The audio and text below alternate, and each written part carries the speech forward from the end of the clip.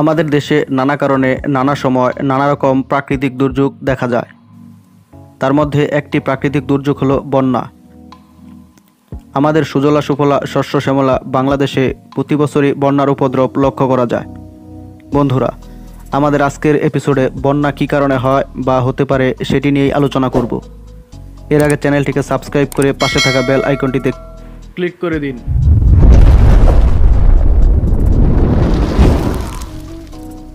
বন্যা হলো পানির অত্যাধিক প্রবাহ, যা সাধারণত শুষ্ক জমিকে নিমজ্জিত করে। পরিবেশে মানুষের পরিবর্তন প্রায়শই বন্যার তীব্রতা ও ঘটনা পৌনঃপুনিকতা বৃদ্ধি করে।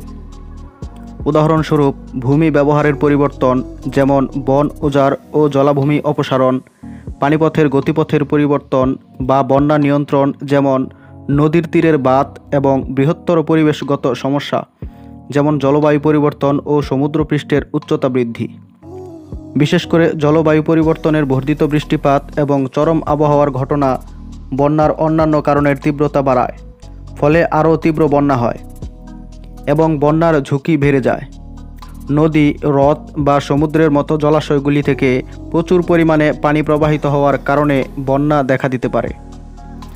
যেখানে পানি উপরে উঠে যায় বা বাঁধ ভেঙে যায়, ফলে সেই পানি কিছু অংশ এর স্বাভাবিক সীমানা ছাড়িয়ে যায়, বা এলাকায় বন্যায় শুষ্ক মাটিতে বৃষ্টির পানি জমে থাকার কারণে এটি ঘটতে পারে।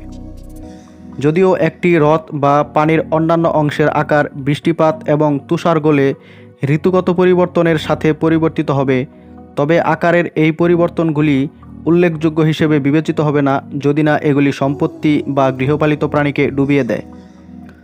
নদীতেও বন্যা ঘটতে পারে যখন প্রবাহের হার নদীপথের ধারণ ক্ষমতাকে ছাড়িয়ে যায়, বিশেষ করে নৌপথের বাঁকে বা মাঝখানে। নদীর প্রাকৃতিক বন্যা সমভূমিতে থাকলে বন্যা প্রায়ই বাড়িঘর এবং ব্যবসার ক্ষতি করে। যদিও নদী তীরবর্তী বন্যার ক্ষতি নদী এবং অন্যান্য জলাশয় থেকে দূরে সরে গিয়ে নির্মূল করা যেতে পারে, তবে লোকেরা ঐতিহ্যগতভাবে নদীগুলোর তীরে বসবাস এবং কাজ করে, কারণ জমি সাধারণত সমতল ও উর্বর। এর কারণে নদীগুলো সহজে যাতায়াত এবং বাণিজ্য ও শিল্পের প্রবেশাধিকার প্রদান করে।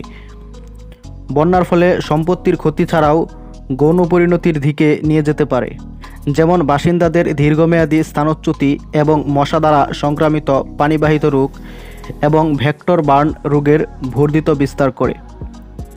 এছাড়াও অনেক কারণে বন্যা সংঘটিত হতে পারে। বন্ধুরা, বন্যার সময় আমাদের উচিত সর্বোচ্চ সতর্কতা নিশ্চিত করা। আজ এ পর্যন্তই। পরবর্তীতে দেখা হবে কোনো এক নতুন ভিডিওতে। সে পর্যন্ত ভালো থাকবেন সবাই।